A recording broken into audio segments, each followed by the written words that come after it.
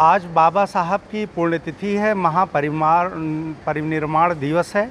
मैं समस्त देशवासियों को बाबा साहब के पुण्यतिथि के अवसर पर श्रद्धांजलि बाबा साहब के चरणों में देता हूं और समस्त देशवासियों को मैं ये कहना चाहता हूं कि बाबा साहब की जो विचारधारा थी कि जात पात, भाषा, प्रांत के आधार पे न बट करके मनुष्य और एक रूपता के आधार पे चला जाए।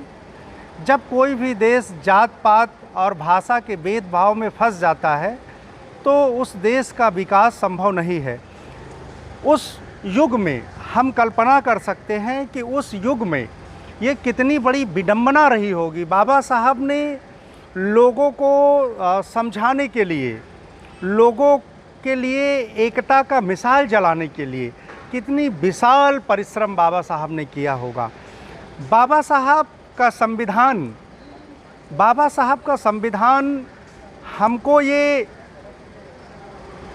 याद दिलाता है कि हम समस्त भारतवासी जात, धर्म और भाषा से ऊपर उठ करके देश हित के लिए काम करें और देश को मजबूत किया जाए।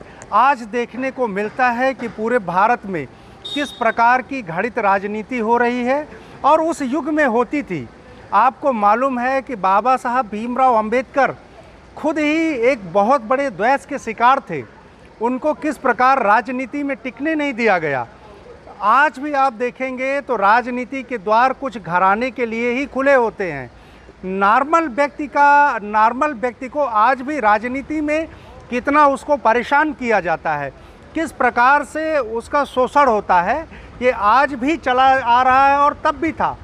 आज हमें बाबा साहब के बताए हुए रास्ते में चल के हमारे युवाओं को अपने हक के लिए लड़ाई लड़ना चाहिए। देखिए, मैं आज सबसे बड़ी बात कहने जा रहा हूँ कि परिवर्तन ही संसार का शाश्वत नियम है। परिवर्तन के लिए बाबा साहब भीमराव अंबेडकर ने लड़ाई लड़ा था और अगर आज के टाइम में किसी भी विषय की परिवर्तन की ज़रूरत है तो आज हमारे युवाओं को आगे आना चाहिए और अपने हक के लिए लड़ाई लड़ना चाहिए। अगर आप अपने हक के लिए लड़ाई नहीं लड़ेंगे तो आप बाबा साहब भीमराव अंबेडकर के बताए हुए बातों का पालन नहीं कर रहे हैं। अपने हक के लिए लड़ाई लड़ना ये हमारा संविधान भी कहता है और ये ऐच्छिक अधिकार भी है। इसीलिए बाबा साहब के लिए असली श्रद्धांजलि होगी कि आप बाबा साहब के बताए हुए संविधान के दायरे में काम करें और अपने हक के लिए अगर किसी भी विषय में परिवर्तन होता है। देखिए, समय समय में परिवर्तन होते रहे। सती प्रथा का परिवर्तन हुआ, सती प्रथा में कितना बड़ा परिवर्तन हुआ। तो परिवर्तन हमेशा से होता आया। आज हम 21वीं सदी में चल रहे हैं और 21वीं सदी में ऐसी बहुत सारी चीज़ें हैं जो परिवर्तित की जानी चाहिए। आज भी संविधान में आप देखेंगे अमेंडमेंट होते रहते हैं। हमारे सांसद में, लोकसभा में, राज्यसभा में सुधार होते रहते हैं।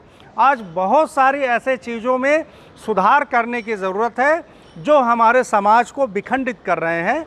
मैं पुनः सभी देशवासियों को बाबा साहब के पुण्यतिथि की श्रद्धांजलि देता हूं और बहुत बहुत धन्यवाद आप सभी का। उत्तर भारतीय समाज पार्टीचे राष्ट्रीय प्रवक्ता महामानव भीमराव साहेब आंबेडकरांना कोटी कोटी प्रणाम।